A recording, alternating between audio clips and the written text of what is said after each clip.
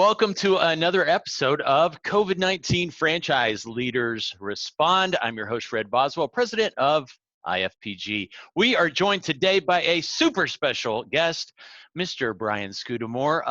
He's founder, CEO of O2E Brands. I'll let him tell a little bit more about that. Brian, welcome to the call today, sir. Yeah, thanks for having me, Red. I know you've been to our office before, and we've certainly hung out at the IFA and got to know each other over the years. So honored to be on your show. I am the unofficial president of the Brian Scudamore fan club. You got a great, hey, love your book. It's WTF, and for those potty mouths out there, it's Willing to Fail. There you WTF, go. great book. And yes, this is off topic, but in 03, I fell in love with 1-800-GOT-JUNK. In 04, I went through your whole franchise discovery process and got approved for a franchise. I don't know if you knew that.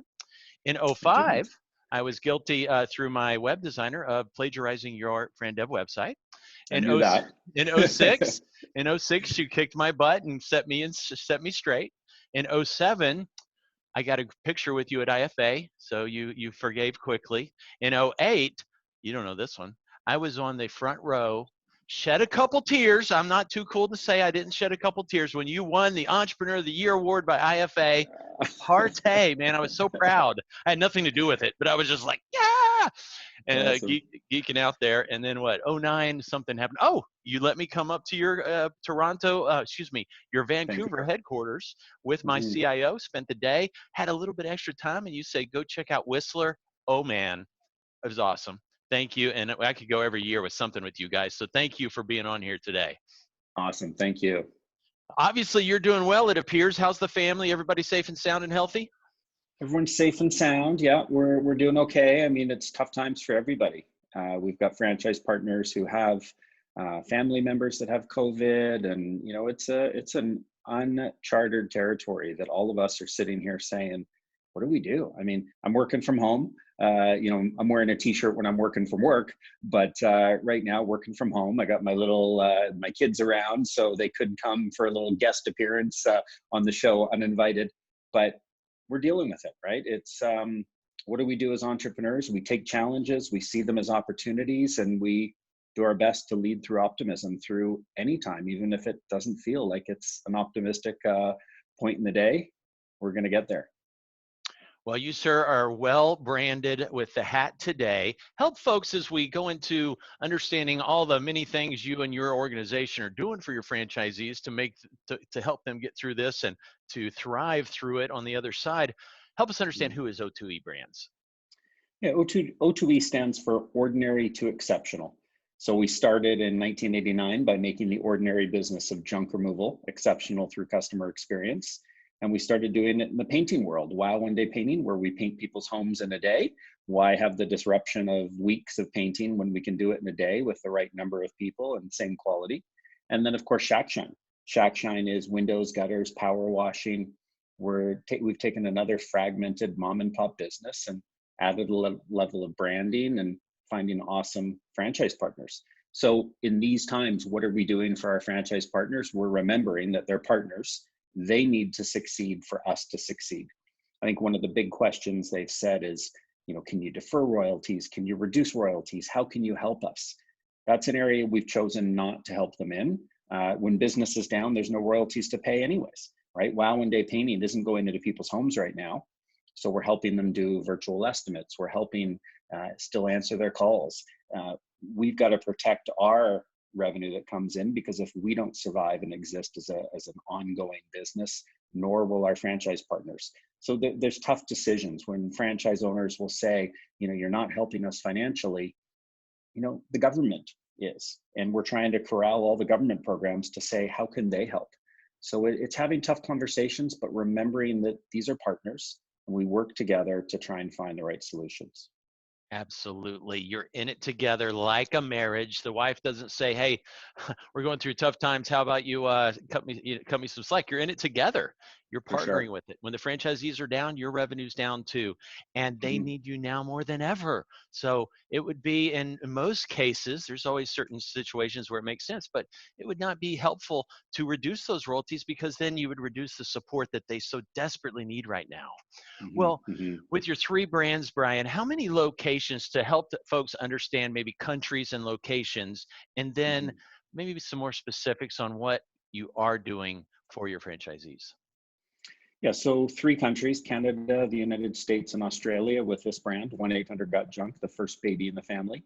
Wow One Day Painting, we've got about 50 franchise owners throughout Canada and the United States, and close to the same with Shack Shine. So we are in every major market throughout Canada, the United States, and Australia with at least one of the brands. 1-800-GOT-JUNK is pretty much sold out for all intents and purposes. So 250 owners, this year, our projections, our trend was 450 million in revenue for 1-800-GOT-JUNK. Hard to tell, of course, in uncertain times what that number will end up being come year end. But it's interesting. So right now, what we're doing is, you'd asked, what are we doing to help our franchise partners? We're helping navigate the laws, the government orders. 1-800-GOT-JUNK is actually falls into an essential service as waste management. With health concerns, you don't want extra junk just lying around. Many people need their garages and basements cleaned out to make room for storage of supplies, emergency supplies, and food. So fortunately, we're able to offer the service in most metros. We're not in Manhattan. That is just too dense, too risky right now. There's other franchise partners, a few of them, that have chosen to temporarily shut down, but the majority of our franchise partners are still operating, and we're helping add to the momentum. But what, from a leadership standpoint, we're saying no contact junk removal. So what that means is, you've got two people typically in a truck. Now it's just one. You've got maybe two trucks showing up to a job site. The truck team members have to stay at least 6 feet apart from each other. They won't go in the customer's home. They are finding a new way to do business, and doing it safely is the most important thing. So we've created what we call our safety focus areas to ensure that our franchise owners are following recommended rules that we feel very, very strongly about. Now, Brian, on 1-800-GOT-JUNK, one of your three brands, I would expect so many people at home, little extra time on their hands. They're cleaning Mhm. out the basement, cleaning out the garage. Are you seeing a surge in some areas for business like that for your franchisees? Or for the, you said some are closing, but for the most part, are they staying fairly busy? They're staying busy enough. Our revenue is definitely off in most markets. There's some where it has surged a bit. I think it depends on the leadership of the franchise owner in that market, their commitment to keeping the momentum. We've had some franchise partners negotiate better rates on radio, and they're continuing to advertise, and they're in growth mode, and they might be, same store sales being flat or slightly better. So again, our role is to support them to grow their business, or if they need to shrink the business right now and do layoffs, which some of them have. We're understanding that every franchise territory is different with unique government orders and so on. We're working with them to say, hey, we support you, we're here. What are your goals? How can we help you sustain your business long term, given the rules that you've got to play within? And how about communications of all this? How are you handling hundreds of franchisees, communicating with them, Mhm. sharing best practices, supporting them with all Mhm. the government opportunities? What are you doing there that others could Yeah, learn so from? we're corralling all the information, everything from both the Canadian policies and financial support, the American side, the Australian side. We're disseminating this information to our franchise partners. We're sharing best practices amongst the partners. So when we hear success stories, things that people are doing to overcome the business creatively, we're getting that information out to our partners. So as an example, Toronto, our biggest franchise, said, listen, we're only going to put one person in a truck safely, as the rules are now, we're now imposing. And they said they've got so much business that they can't afford to double truck and send two trucks to one job site with two different drivers. What they're doing is they're having people go in their own cars, and they're paying them a mileage fee. So they're finding a creative way to deal with the problem. In terms of communication, communication is key during these tough times. I mean, I think as many citizens have felt in both the US and Canada is the lack of information that was, a few weeks ago. People were like, what is going on? And people aren't being transparent, or they're not giving enough information. And albeit it was changing so quickly, we know that leadership is about giving clear, concise information on a regular basis. So we're talking to our partners constantly from a field team perspective, but we do a system-wide call, which I'm on, our president and COO is on, the managing director. We'll have 200 people on one Skype call, and you can see you've done them. You see all the boxes of all these people. You can tell if people are scared, and you can see the deep breaths during the anxious times, but you can also see a lot of smiles, and we try and add the optimistic side and say, hey, we're here to support each other. How are we going to get through this? And Zoom's been incredible for us. With the ground team you have all over, are you seeing any of them? Are there any philanthropic opportunities for them to take advantage of right now, to give back, to support the front lines? Anything like that? I hate to put you on the spot because I don't know the answer. No, you know what? They're all looking to do different things depending on their community, but one that stands out, one of our partners, Simon in Toronto, for Wow One Day Painting. He's taken his vans and said, listen, we don't need our vans right now because we can't get out there and paint homes, bring our painting teams along. So what he's done is he's using the paint vans to collect supplies. He's collecting donations in the community of masks and personal protection equipment, goggles, hazmat suits, all sorts of different things, and bringing them to hospitals for doctors because of the shortage at the hospital. So we're finding ways to use vehicles. There's many people looking at grocery delivery to seniors, whatever we can do to help. I think that's the community we built of our franchise owners. So first and foremost, let's stay safe. Let's keep ourselves and our customers safe with no contact service, or Wow One Day and Shack Shine not going into the homes. But second of all, let's use our resources, our people, our time, our money, whatever it might be, to help others. So many folks are struggling, going through heartache and fears and anxieties, not to mention health problems.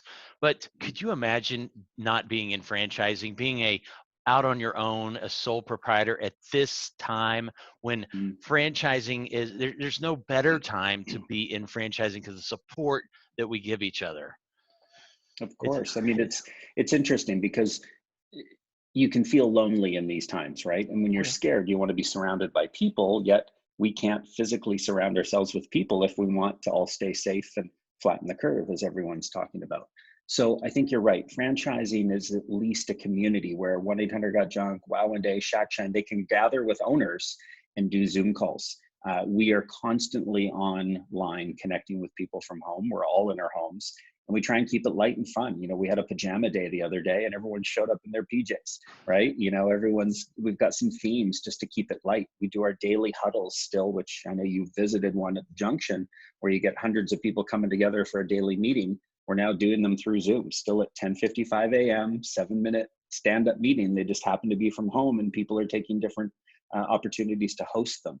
So franchising is awesome right now more than ever. When they say you're in business for yourself, but not by yourself, the one thing I'm grateful for right now is I don't think anybody feels alone. I feel that all our franchise partners are going through different challenges, but they're going through them with other people. Amen. We've been using the hashtag franchising stronger together. We think it just really encompasses all we're going through together. Let's, Brian, what about franchise development? You've got two pieces to that. The folks that are already in process, how has that transpired? And then the folks that are coming into the process anew, what do those two pictures look like for your brands? Yeah, so the franchise development process right now has changed. We had a bunch of people scheduled to come up for final interview days, we call them, what many people refer to as a discovery day. And we did it virtually. They were in their homes. We had 4 different people in their homes meeting with many of our teams in our homes. We shared some videos of things that we do at the Junction to give them a sense of what it was like being at the Junction. And while those days will come back one day for sure, you've got to make do with what you can. So I'm amazed with, and I think our franchise development team, same thing, amazed with how well you can still communicate virtually and how you can still get to know someone and get a sense of who they are. Everyone that we did this final interview day wants in, which is exciting, we have to make sure that we're ready to still offer them a franchise opportunity where we don't want people to put their money on the line and take a risk at a time when it might not be the smartest time to start a business. So there's a little bit of a balance of, you want new franchise owners, but let's have a little bit of a wait and see and make sure they're certain that this is what they want to do in uncertain times. And then the new pipeline coming in, where we're actually finding that, especially from brokers, we're hearing that brokers are getting more leads, had more leads in the month of March than most months prior. And it's exciting. And I think that it tells you that there's a lot of people out there uncertain with their own employment, or might have lost a job, who are saying, I'm going to take a package, if they're lucky enough to have received one, and say, let me go take things into my own hands and create my own business. And a franchising is a great opportunity for that.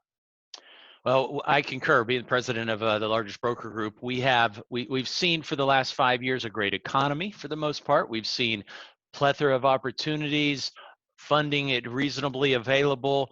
The biggest error, or the biggest reason deals fall apart, and at least in the last 5 years, has been job market. The job market has been so crazy good. Well, now as that changes, franchising kind of has an inverse relationship with that, as you well know, especially in those about, in my mind, 2/3 of the franchise world are really job replacement opportunities. Certainly yours tend to be. And so that even escalates it more when jobs aren't as available. You see a lot more folks looking, and we certainly are seeing that now. They may not be pulling the trigger this week, but they're getting prepared for it. Yeah, and I think I agree with you. The franchise development world, I mean, our franchise development department is going to roar when this thing is done. A lot of people will lose jobs. They will have packages. They'll be looking to take control of their destiny. And what an amazing opportunity to get in with a great franchise brand. So we're hopeful. Agreed. This past week, I heard Ray Titus say of the UFG, he said, in the last 6 months of this year, we expect to do 12 months of business. That was encouraging to hear from a guy who has, 10 solid brands out there. And we're all optimists in the entrepreneur world, so it could be more optimistic for some brands than others. Of course. What about for the folks that, you got some that are ready to come on? When you do bring them on, if let's say next week you decide, I think they're ready, I think we're ready, are you going to look at doing the training a lot more virtual? You prepared for that? And if so, what kind of technology you might use to support that training? Yeah, we haven't figured it out yet because we haven't decided if we're ready to offer franchise partners yet. So again, we get some great candidates that have come in.